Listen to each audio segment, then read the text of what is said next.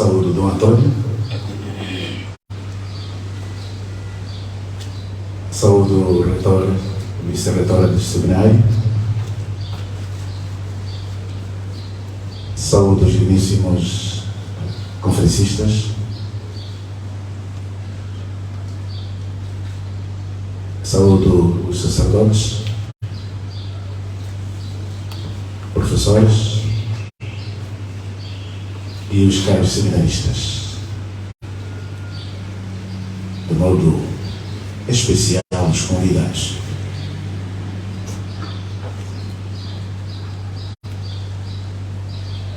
O meu tema já puderam ouvi-lo. Reflexão linguístico-filosófica.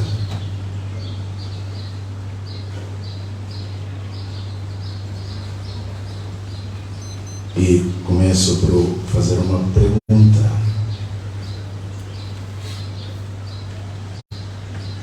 Nós falamos mesmo?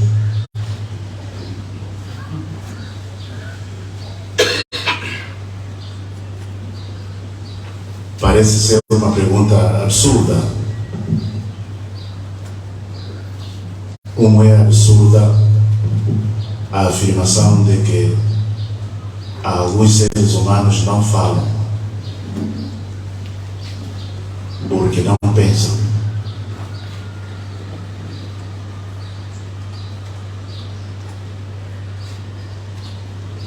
Nós somos capazes de explosão fonética, explosão fonética racional.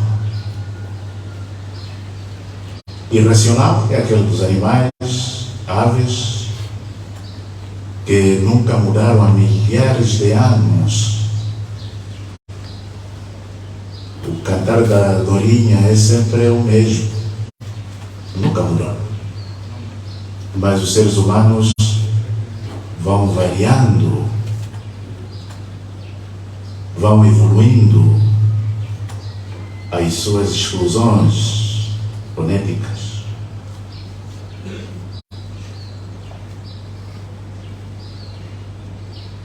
Neste momento, todos estão a pensar. Pensamos nós que estamos aqui, pensam os outros que estão pelo mundo fora. Todos estão a pensar. E algumas vezes pensamos as mesmas coisas. E podemos dizer, mas uns estão em Angola, outros estão em Portugal, outros estão na Alemanha, estão na Suíça. Como pensamos a mesma coisa? Sim, porque todos nós participamos nos primitivos semáticos ou então universais. A língua humana funciona assim. Por isso, repito, é absurda a afirmação de que alguns não pensam.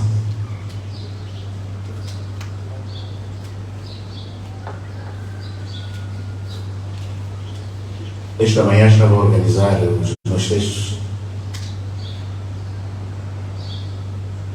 textos maravilhosos.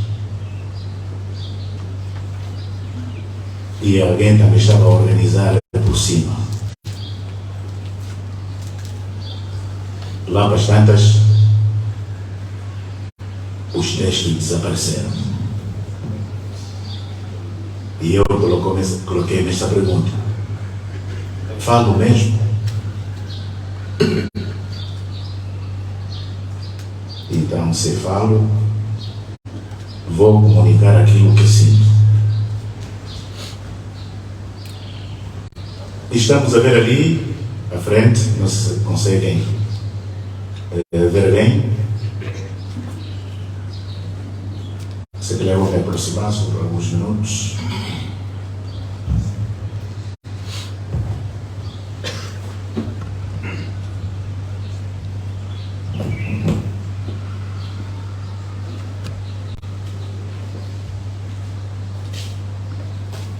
uma coisa assim, só para provocar. Quando falava da explosão, nós estamos aqui nos signos. Todos os homens são capazes disto. Que são signos? Desdobramos significante e significado. O significado o que é? É aquilo que é a imagem acústica que você não é a iconicidade, a representação. Nós podemos representar aquilo que nós sentimos. O significado. O que é? O significado das coisas. São os conteúdos. Os conteúdos, os objetos, aquelas coisas visíveis que são referenciadas. Conteúdo, conceito que temos na nossa cabeça. Então, nós estamos aqui. Para todos os homens, para todas as línguas é assim. Existe o significado e existe o significado. Todas as línguas.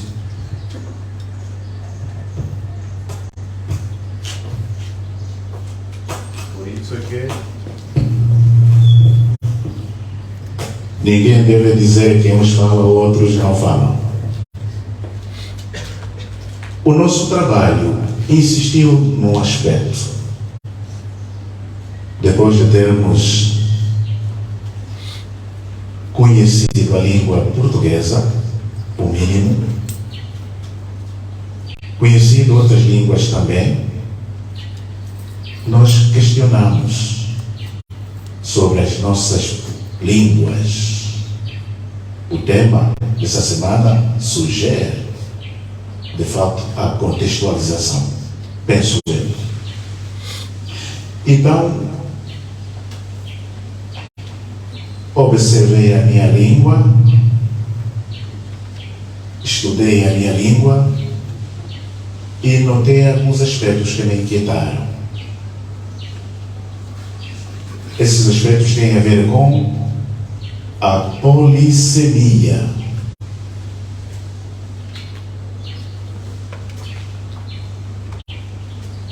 Polissemia existe na língua portuguesa, existe também nas outras línguas. Mas, no nosso contexto, a polissemia é diferente das outras línguas, da que existem nas outras línguas. A polissemia consiste em quê? Em que um significante tenha vários significados. Aqui temos um exemplo. Okuyevula. Okuyevula é um significante. Tem quantos significados? Tem 3 significados. Poderia ter mais de 3, poderia ser 4, 5 significados. Então colocou-se essa pergunta: por que uma palavra vai ter tantos significados? Eu problematizei isto. Por quê? Se o homem tem a capacidade de nomear as coisas, até as coisas que são invisíveis, todas as coisas têm nomes. O homem tem essa capacidade. Então, por quê? Outros pensadores, que não são nossos, dizem isso aqui deve ser a debilidade linguística. Línguas pobres. Você não se pode perceber que é uma única palavra, vem a significar abrir, vem a significar ouvir, vem a significar fabricação de óleo. E são todos significados diferentes. Eu fiz esta problematização. Por quê? E cheguei à conclusão: durante a minha investigação. Não é problema de pobreza. Não só parei na minha língua, como revisitei as outras línguas, como Kibundo, Umbundo, Chiwambo, Gaguela, Kikongo, Nhaneca Umbi, menos Binda. Estou atrás, mas não consegui. Não estão aceitando. O Padre Rodrigues está onde? Não está. Afinal, não se trata de pobreza. Porque fiz a outra pergunta. Não será que exista relação entre os significados, esses diferentes significados? Não há relação entre abrir, ouvir e fabricação de óleo? Vamos fazer essa experiência na língua Chiwambo. Ali encontramos a palavra Etanga. Etanga significa soldados no plural. Etanga significa abóbora. Etanga significa bola. E eu perguntei aos irmãos lá, o biblista Dom Pio, o Apolinário, eles também não sabiam explicar. Vamos estudar. E chegamos à conclusão de que havia relação entre soldados no plural, abóbora e bola. Vejam só. Como é possível que haja relação entre soldados no plural, abóbora e bola?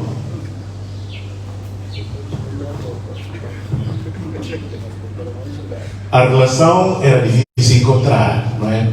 Mas nós tivemos de fazer, abrir a abóbora. Vamos de fazer. E fomos encontrar as sementes como estavam afiladas. Soldados.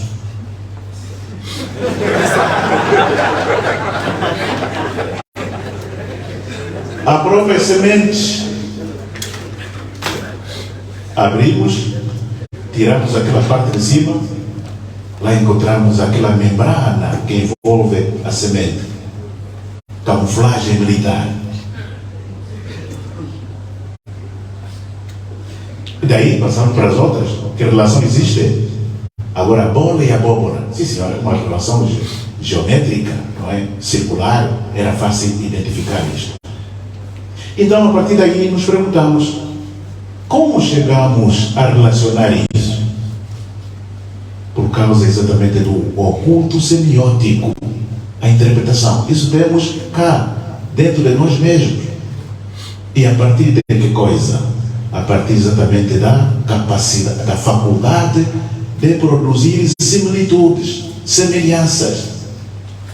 Nós temos essa capacidade de produzir semelhanças entre as coisas, mas a partir da experiência que nós possamos ter. Por isso, aquelas pessoas que leem muito, que estão em muitas atividades, pessoas que estão em muitos acontecimentos, eles têm grande capacidade de relacionar as coisas. Portanto, o campo deles semiótico é muito bem desenvolvido. Então, é o que estamos a... Esse é o esquema, tanto da parte teórica. Então, com isso, avançamos na nossa especulação. Por quê existe a polissemia nas nossas línguas? Por quê? Há uma outra razão. É que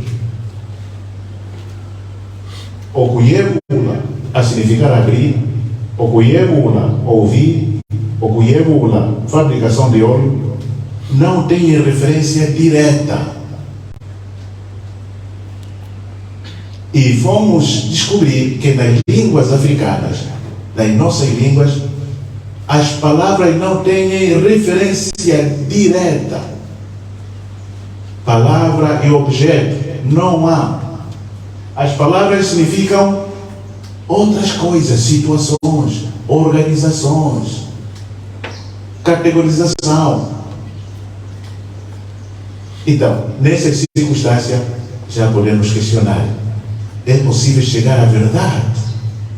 Aquela verdade, como aquela verdade clássica vossa, aquela adequação. É de quem é ainda essa definição? São Tomás de Aquino. Um pouco mais antes, se calhar, não é? Sei lá, se é Boécio, se é Cícero, se é não sei o que, nada. Palestina podia ajudar, por isso. Não. A verdade, no nosso contexto, é relação. Onde houver relação, nessa relação ouvir fabricação de óleo, é aqui onde vamos encontrar a verdade. E como será essa verdade? Na saturação das conexões. O abrir, ouvir, fabricação de óleo. Na saturação dessas conexões, nós vamos descobrir a verdade. Por isso, hoje, aqui onde nós estamos, o que estamos ouvindo, podemos não perceber agora. Vamos perceber muito mais tarde, quando tivermos completado a conexão, a saturação das conexões. Então, é a partir daí que vamos agora para a aplicação concreta. Vamos ter um pouco de paciência, mas vamos apresentar a parte prática.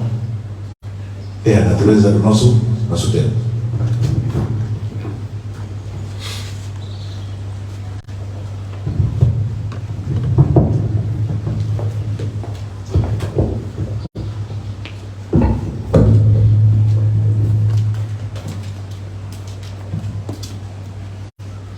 Isso que acabamos de dizer tem implicações práticas.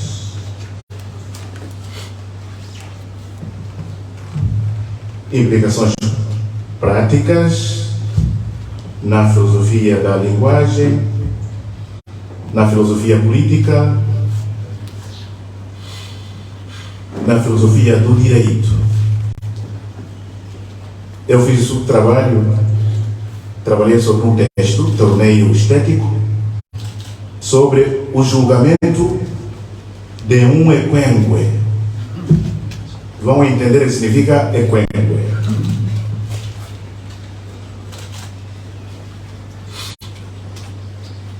Era na década de 70,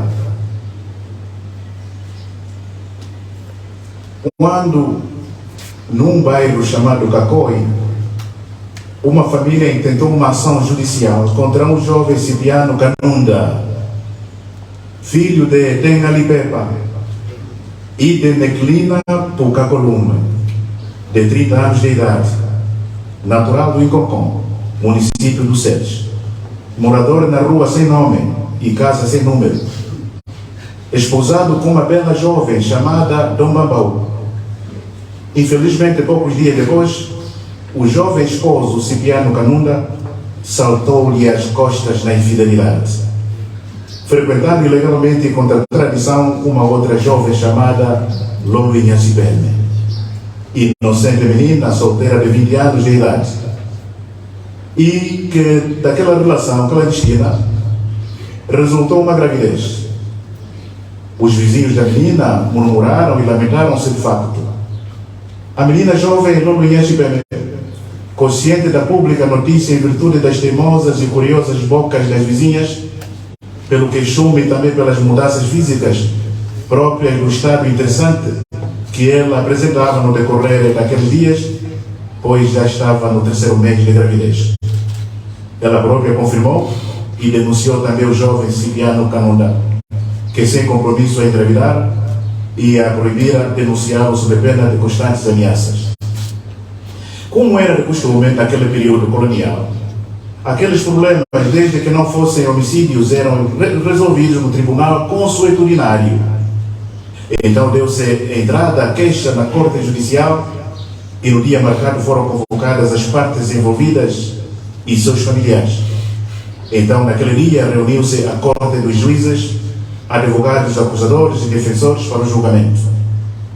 A audiência de julgamento foi muito reída, durou o dia todo, esperando que o jovem arguido confessasse a culpa para a possível deliberação. Contudo, o jovem arguido Cipriano Canunda insistia na sua inocência.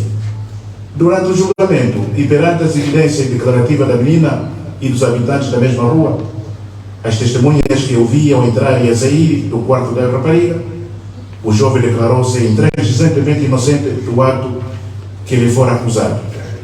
Efetivamente, naquele fogacho emocional, o juiz-presidente Sobregrande, mais velho Bunju, não podia emitir sentença alguma sem que o acusado, ele próprio, primeiro confessasse publicamente a sua culpa aí no tribunal.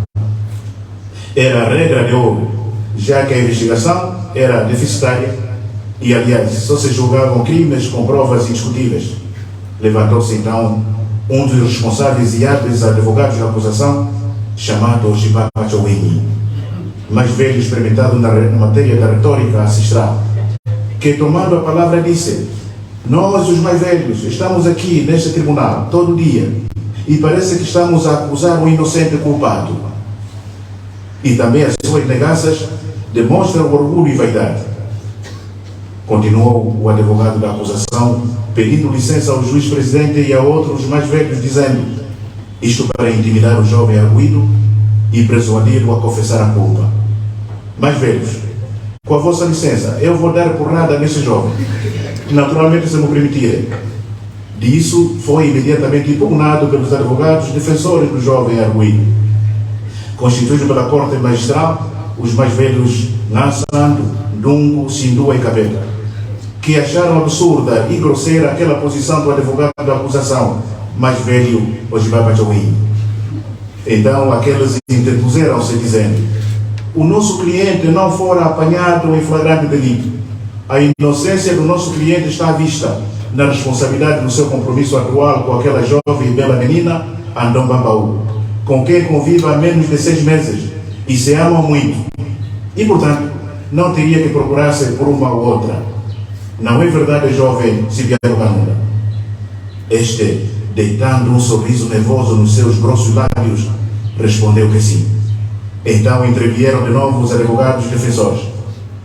A papaliua Ombambi Ojiba Simoen. Pois se o nosso cliente comeu a carne de cabra do mato, apareceria a sua pele, exclamaram vigorosamente os advogados defensores. E para fundamentar tal argumentação, acrescentaram ainda, buscando outra tradição de recolha de provas, que diz: o seco vabobiaeki, o aguati o aluca e o amai e cucuta.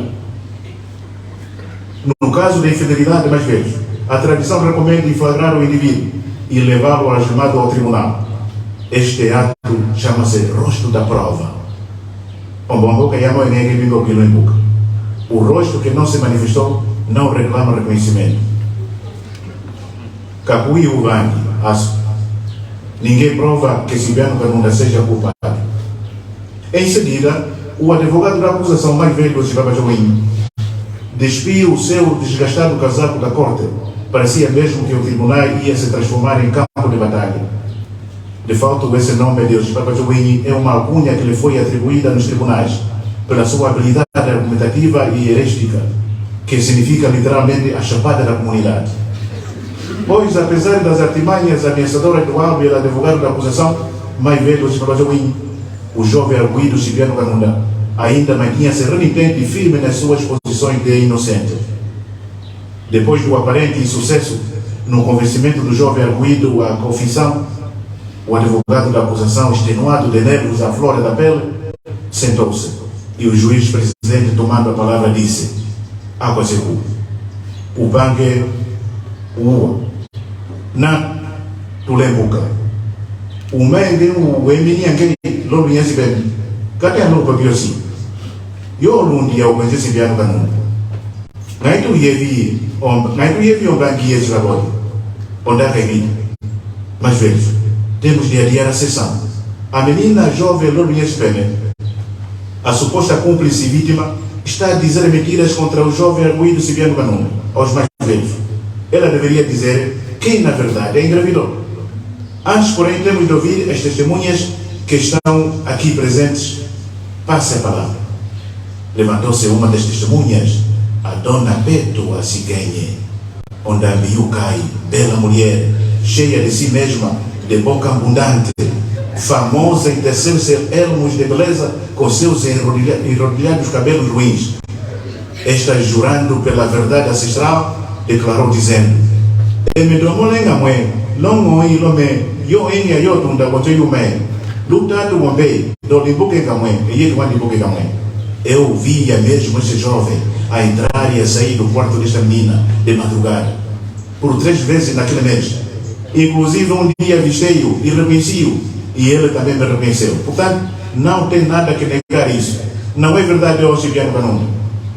O jovem, arguido de olhos de botões castanhos, parecendo um cagaço assustado, respondeu: Una, mãe, uma molenga, Carme, tamuí, monumwe. Aquele mesmo que tu viste não era eu, se calhar era uma outra pessoa. Levantou-se também a segunda testemunha, a dona Limpinha Chipene, amiga no tempo de adolescência da Lolinha Chipene, que dizia ter sido a mediadora dos primeiros contatos de relação deles, e declarou com uma voz bem nítida: "Oh, Gwenje Chipene Kanunda, kame mwenda tukenga ikandaye, yoku vonda Lolinha Chipene, ai? Oh, Cipriano Kanunda, não era eu que levava as tuas cartas de namorar a Lolinha Chipene, hein?" Atalhou logo o jovem Cipriano Kanunda dizendo: Ivoli, emenganga tu me leve e canta eu por andar no Chipene. Evokende lui aka, evokende lui a, emengacionos. É mentira. Eu nunca enviei carta alguma por teu intermédio para namorar a Lolinha Chipene. És mentirosa, fogo. Finalmente foi chamada a jovem Dom Bambau, suposta esposa traída do jovem arguido Cipriano Kanunda, para responder a perguntas sobre as ausências em sua própria casa nas noites daquele mês, passadas fora com a jovem menina solteira, ora grávida, como se depreende dos depoimentos das testemunhas. A Dom Bambau, querendo tacitamente testemunhar contra o seu próprio marido sobre as ausências naquelas noites em sua própria casa, acabou sendo um álibi suficientemente titubeante e viciado, como desconsoladamente se revelou na expressão: "O pulia ngemweno, o kuendenga okular Cipriano Kanunda. Perguntem-lhe vós próprios onde Cipriano Kanunda ia dormir." O advogado da acusação mais velho, o Chibaba Joinho, pediu permissão ao juiz-presidente, o mais velho Gunju, para amarrar o jovem Cipriano Kanunda, porque na falta de respeito aos mais velhos, também se sente mais velho na presença dos mais velhos. O juiz-presidente mais velho Gunju, anuindo ao pedido do advogado da acusação mais velho Joinho, procedeu-se à praxis da algema tradicional em caso de resiliência na aceitação da culpa. Nesse, entretanto, ouvia-se aquela voz acústica da acusação: "Aquasecu, acutiwe, amareno." Então, logo que lhe ataram o primeiro nó de cordas no antebraço direito, o jovem arguido Cipriano Kanunda desatou com imprecações e por entre lamentações gritava e vociferava dizendo: "Ngapange simwe, dendenga kuwai kalumwa mwe anyuwe, akwewe, dendenga kuwai kalumwa, aquele dendenga kuwai katano. Eu sou inocente, porque eu só ia lá uma vez, uauê. Os outros é que costumavam lá ir sempre, e até são 5. 8. Então foram os outros 5 homens que engravidaram da mesma, asseverou o juiz da acusação. O jovem arguido Cipriano Kanunda respondeu que sim. Seguidamente, o respeitável advogado da acusação mais velho Joinho interveio com outras perguntas mais incisivas, dizendo: "Oh, Gwenje Cipriano Kanunda, doutor Lenemo Ngaisi, mwendenga amwe katamu vaya wanjoyumengai aqualino." "Oh, rapaz Cipriano Kanunda, diz-nos a verdade. No quarto da menina iam outros 5 homens também. Quem são?" O jovem arguido ficou a pensar para ganhar coragem e adivinhar.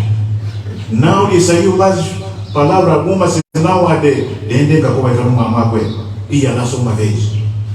O advogado da acusação mais velho, o Joinho, que tinha já intuído a folga da confissão do jovem arguido, disse-lhe: "Da Chibadua ao Manjanque e a Cipriano Kanunda, obrigado, ó meu rapaz Cipriano Kanunda, pela colaboração. Então, o advogado da acusação mais velho, Oswaldo Win, sentia-se mais aliviado. E os nervos, baixando-lhe a friagem, falou para o rapaz com muito afeto. O quente é assim que não canunda. Tu tens logo um dia que é um galhe. O manhã o quente. Qual é que eu sei? Ah, comigo, lá quem vai você? Não bito que eu vou, esse não, ou não vai ir onde é que eu quero ocupar. Rapaz, estás a ser acusado falsamente, mas o mundo das mulheres é mesmo assim.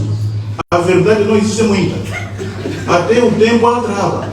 Certo que serás considerado inocente, mas só depois de responderes a última pergunta.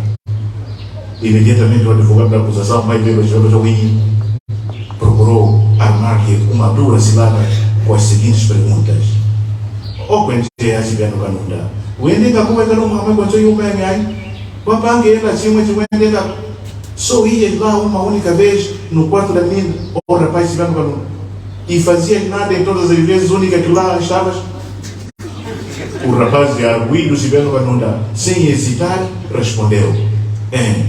Das bancas que eu sim, fazia, mas só uma vez.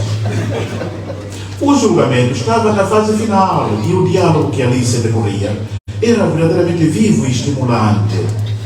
O jovem arguido se vendo canunda final já tinha respondido prefaz e de pernefaz, por bem e por mal. Sim, a acusação no uso frequente do imperfeito do indicativo, que exprime uma ação continuada, que os mais velhos aproveitaram para o fazer descer do orgulho e da redundância. Seguidamente, o advogado da acusação mais velho, Jorge Win, dirigiu-lhe a mais acutilante pergunta. Popo, conjou e o mene, quereco, o endengago, ganhei não aguentar se vier no canunda. Afinal, no quarto da menina, não foste lá.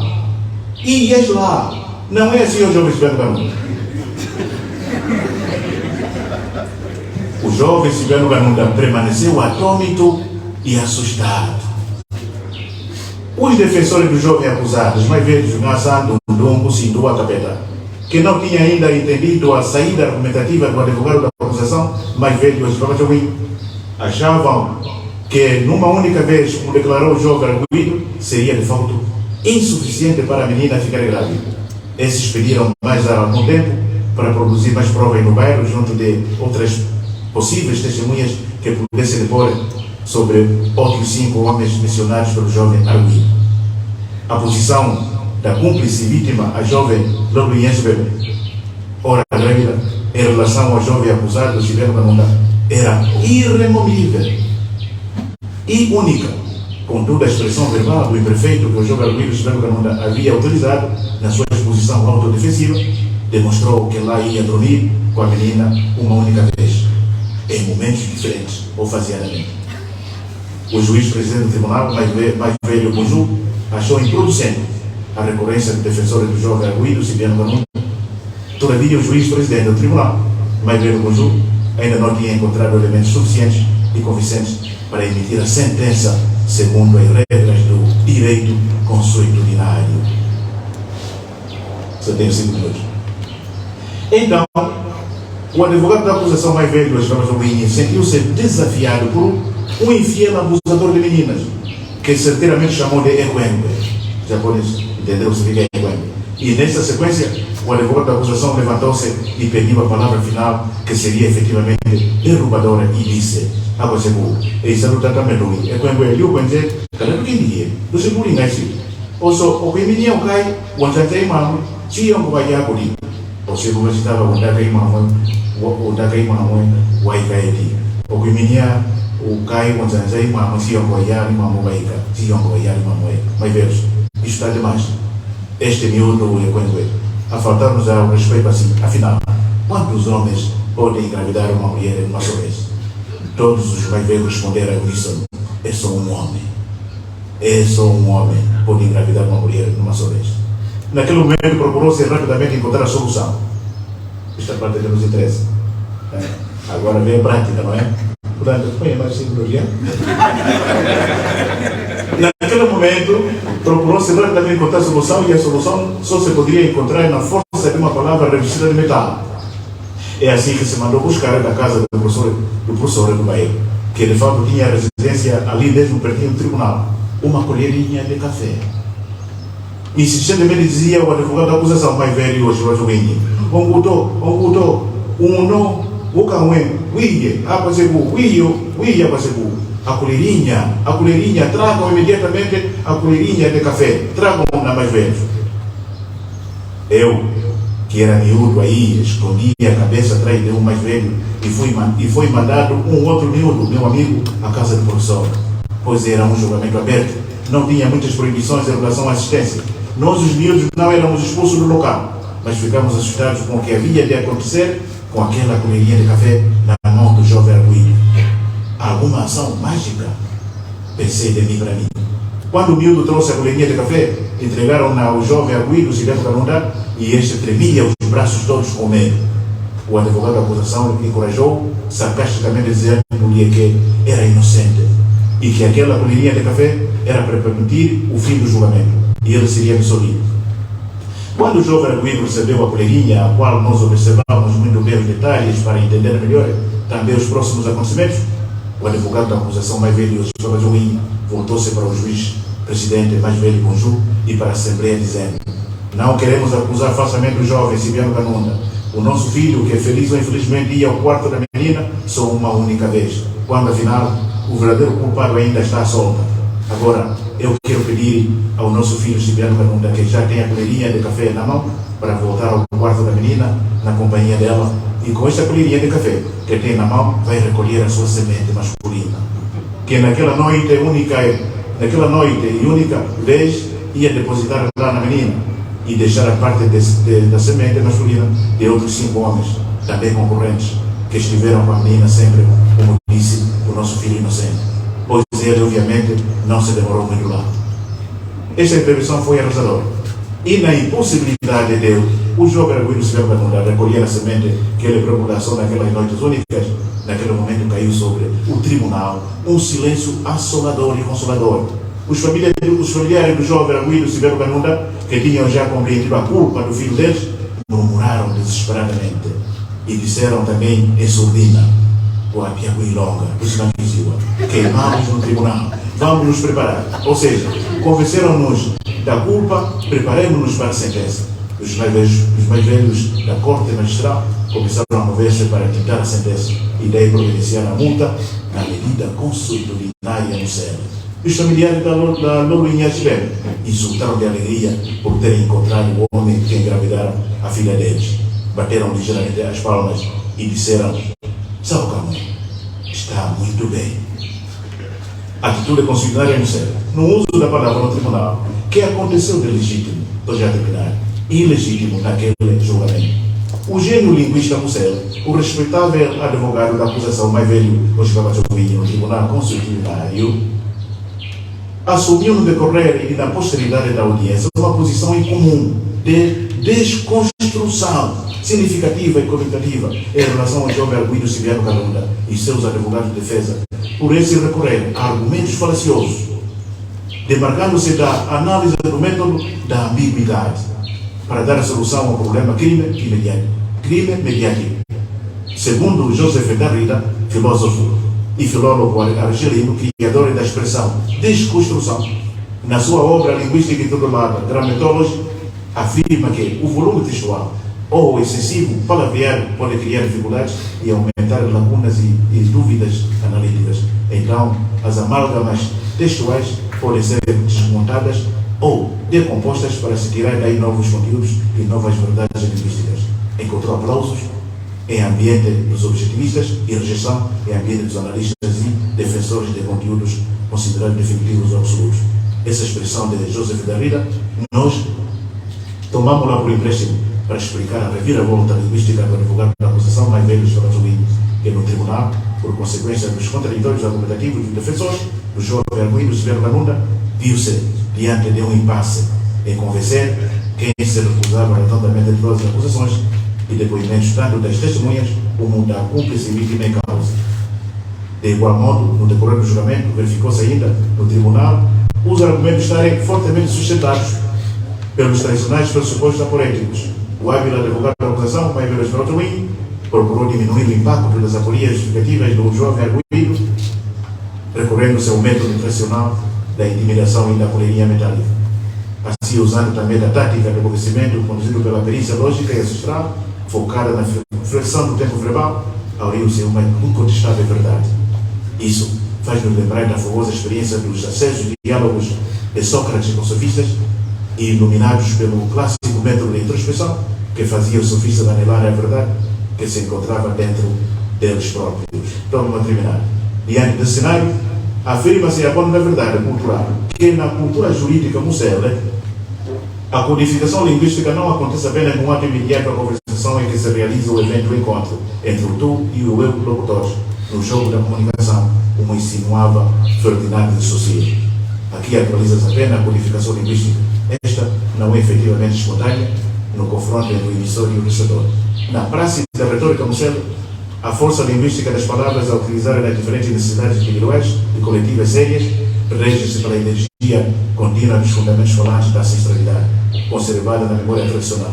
E é por esta memória costumeira que se põe em ato o legado jurídico que sustenta a educação jurídica da comunidade.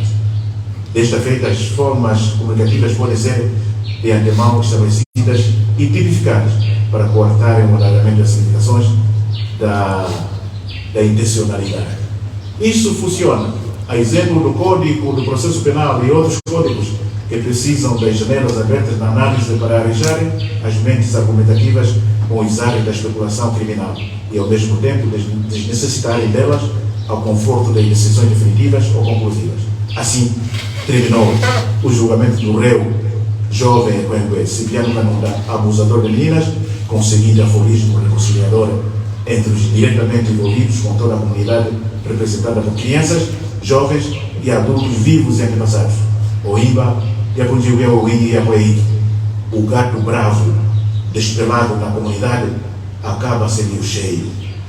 O jovem Cipriano Kanunda, ora réu, foi sentenciado com pesadas multas, que depois ficaram atenuadas naturalmente, foi submetido aos deveres tradicionais e teve de assumir a jovem menina Lourdes ora grávida, levando-a para sua casa. E pagou no tribunal a multa mais significativa de Equalo Yogi, um cesto com fumo. Equalo Yoga, um cesto com água. Onde a dona Yoga tive 1 quilo de pulgas. Onde a dona Iona, 1 quilo de piolhos. Onde a dona Yombo, 1 quilo de mosquitos. Onde a dona Ion, 1 quilo de formigas. E onde a tina Yaga dentro 1 quilo de bichos do cesto. Esses quilos todos de insetos, alguns deles raríssimos, simbolizavam e reportavam o respeito que se deve ter para com a legítima dignidade da mulher e tradição do matrimônio. Os jovens e os adultos devem prescrutar os princípios tradicionais que regem a dignidade da mulher e da família constituída. Deste modo, o jovem rei Cipriano Kanunda acabou ficando mesmo a cuidar da Lourdes por algum tempo. A verdade é que depois daquela história toda, nasceu a criança, a imagem e semelhança do jovem rei Cipriano Kanunda. Ora, pai, que tanto amou a sua filha e hoje são muito felizes graças à arte ancestral de pensar e falar bem.